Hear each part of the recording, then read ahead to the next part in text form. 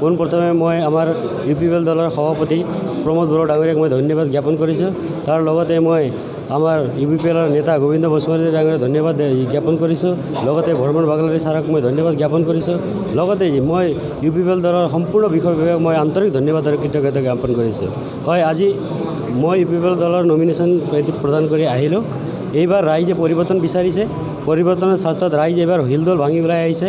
এইবাৰ হাগ্ৰামাৰ অপশাসন আৰু দুৰ্নীতিৰ যি হাগ্ৰামা চৰকাৰ, সেইখন চৰকাৰে এইবাৰ ৰাইজে উখৰাই পেলাবৰ কাৰণে হিলদল ভাঙি ৰাইজ ওলাই আহিছে।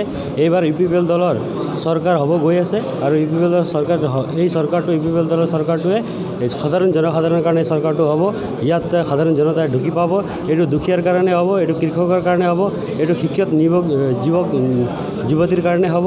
আৰু এই চৰকাৰে সাধাৰণ শ্ৰেণীৰ লোকৰ কাম কৰিব আৰু যি ৰাইজৰ আশা প্ৰত্যাশা আছে সেই আশা প্ৰত্যাশাবিলাক পূৰণ কৰিব।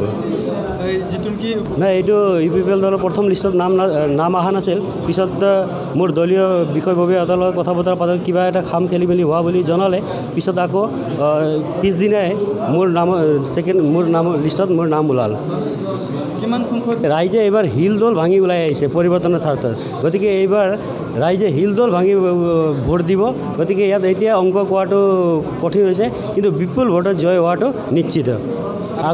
আগন্তুক দিনত ৰাইজৰ যি আশা প্ৰত্যাশা আছে, ৰাইজৰ লগত মত বিনিময় কৰি সেই আশা প্ৰত্যাশা পূৰা কৰিবৰ কাৰণে দেহে কেহে আমি ৰাইজৰ লগত মিলি কাম কৰি যাম। এইবাৰ যি ধৰণে ৰাইজে পৰিৱৰ্তনৰ কাৰণে হিলদল ভাঙি ওলাই আহিছে, ইয়াত কণ্টেষ্টৰ কথা মই ভাবোঁ আহি নপৰে। আমি বিপুল ভোটত জয় হৈ আছোঁ। আমাৰ কোনো প্ৰাৰ্থী আমাৰ ওচৰলৈ আহি নপৰে।